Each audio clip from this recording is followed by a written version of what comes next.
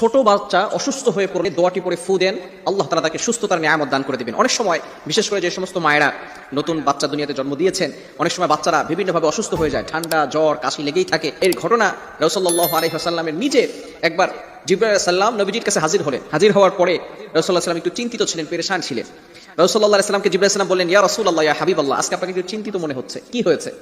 নবীজি সাল্লাল্লাহু আলাইহি ওয়াসাল্লাম বললেন, জিবরাইল, আমার দুইজন নাতি হাসান হোসেন দুইজনে অসুস্থ হয়ে পড়েছে, এজন্য আমার মনটা আজকে ভালো নেই, আমার পেরেশানিত চিন্তিত মনে হচ্ছে। এবার জিবরাইল আলাইহিস সালাম বললেন, ইয়া রাসূলুল্লাহ, ইয়া হাবিবাল্লাহ, আমি আপনাকে একটা দোয়া শিখিয়ে দেই, যে দোয়া পড়ে যদি আপনি আপনার নাতিদেরকে ফু দিতে পারেন, আল্লাহ তাআলা আপনার নাতিদেরকে সুস্থতার নিয়ামত দান করে দিবেন। রাসূলুল্লাহ সাল্লাল্লাহু আলাইহি ওয়াসাল্লাম সেই দোয়াটি পড়ে ফু দিলেন, সাথে সাথে তারা দুইজনে, হাদিসে ভিতরে এভাবে এসেছে, ইয়াল আমান, তারা দুইজনে খেলা শুরু করে দিল, উঠেই সুস্থ হয়ে তারা খেলাধুলা করা শুরু করে দিল। এজন্য আমরা ছোট বাচ্চাদেরকে এই দোয়াটা পড়ে ফু দেব। দোয়াটি হচ্ছে, আউযু বিকালিমাতিল্লাহিত তাম্মাতি মিন কুল্লি শাইতানিন ওয়া হাম্মা ওয়া মিন কুল্লি আইনিল লাম্মা। এই ছোট্ট দোয়াটি আমরা